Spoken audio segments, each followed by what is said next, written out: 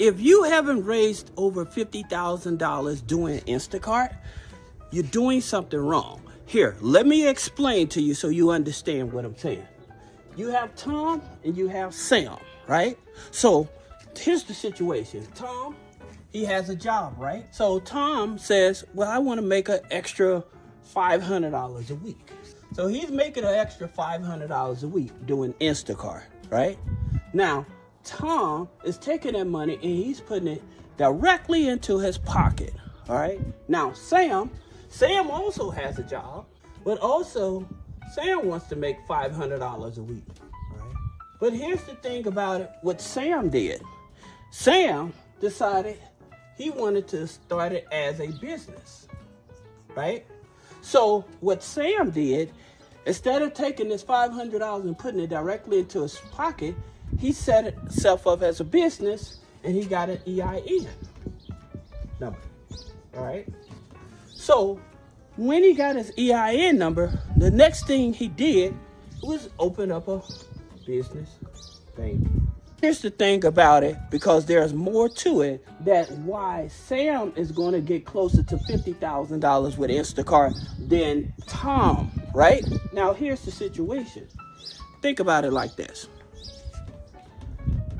Sam, he started the business. He got the EIN number. He opened up the business bank account.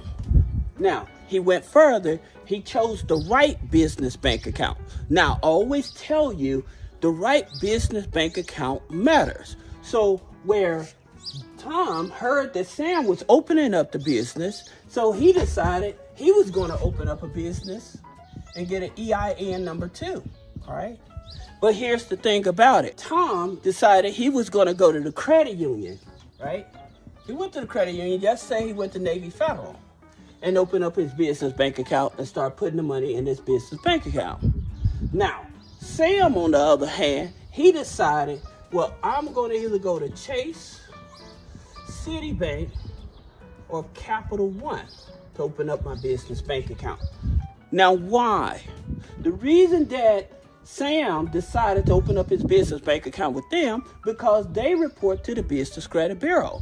Most of the major banks, they report to the Business Credit Bureaus, and Chase, Citibank, and Capital One are your top financial institutions. And they report to Equifax, Experian, Small Business, Financial Exchange, and then the information shared with Dun & Bradstreet. All right. Now, here's the thing about it.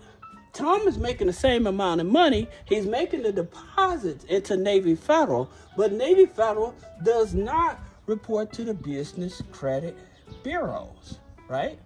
So they don't report to the Business Credit Bureaus.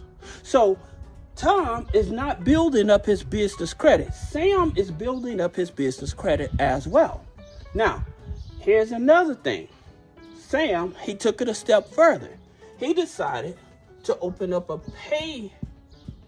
PayPal business account. Now, some of you all may ask, why would he do that? How does that have anything to do with in terms of Instacart? Well, here's the reason why. When Sam decides to take his money, instead of directly depositing into his business bank account, he'll deposit it over into the PayPal business bank account. The reason that he's depositing over into his PayPal business bank account is because they will be able to give him a loan without a credit score. So PayPal will give him a loan. So then the money that goes from PayPal, he'll deposit over into his business bank account, which will report that information to the business bank rating. So now where PayPal will give him a loan, a line of credit, and a business credit card. All right. Now, here's the interesting thing about it. Most people think that Navy Federal is good for business, but the thing about it, because they don't report to the business credit bureaus, it doesn't do anything for your business transactions. This is why more people are having issues with trying to get funding. Now, one of the good things about Navy Federal is that they will give you funding without any revenue in the business. So because you don't have any revenue in the business, they will give you funding. All right. So that's a good thing about it. But beyond that, you're going to be stuck at whatever they give you. Right. Now, here's another thing. The business structure that Tom had, he had an LLC. Right. So he has his job. So the income is going to be married. So the income that he makes through the LLC, when he gets paid that $500, he has to count that as income with his regular job. And so that could possibly increase his adjusted gross income, right? So that means that he could possibly pay more taxes. However, Sam, he decided that he was going to set up a corporation, all right? So Sam would come to a guy like me to set up his corporation. Hint, come to a guy like me. Now, here's the thing about it. Sam decides, okay, because of this here corporation structure, I have more fringe. I probably misspelled fringe benefits, so please excuse the spelling. But at the same time, he has more fringe benefits, all right? I think it's like that. But many of you know what I mean, all right? So in terms of him having more fringe benefits, all right, so what ends up happening, like he may have an extra types of insurance under the company, all right? Then he may set up him a 401k or IRA. Can you do it with this? Yes, you can. But with the corporation, you have more fringe benefits, all right? Also, here's another key that people don't know. With the corporation versus the LLC, financial institutions like the bank, they look at you as a growth company, all right? So they look at you as a growth company if you're operating like this. When you operating as an LLC or DBA, you're looked at as conservative. They look at you as conservative, not a growth company. So they will give you funding, but you're kind of going to not get as much funding. All right.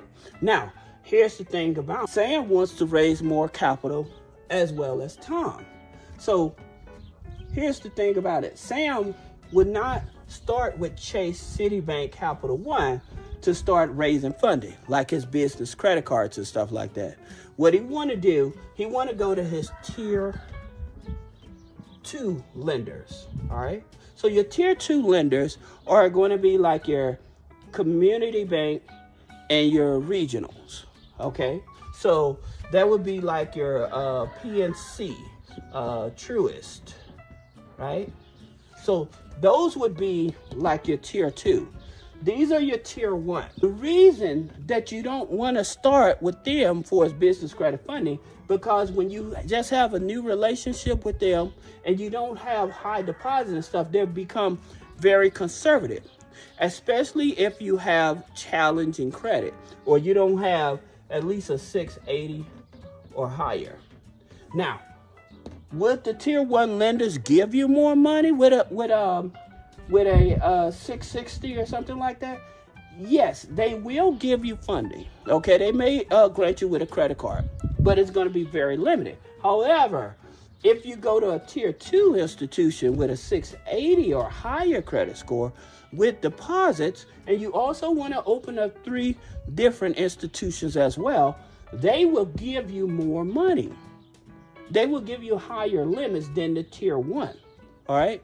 Now, going back to Tom, he started with a tier 3 institution.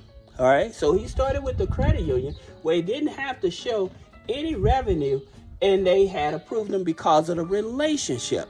Now, when it comes to relationship, when trying to get funding, there is 3 things I always tell you to do. All right. Well, actually, there's 4. All right. So when you go into a new institution, you want to have 4 things in place. You want to have a regular personal account, a savings account, a CD, and then your business account. All right.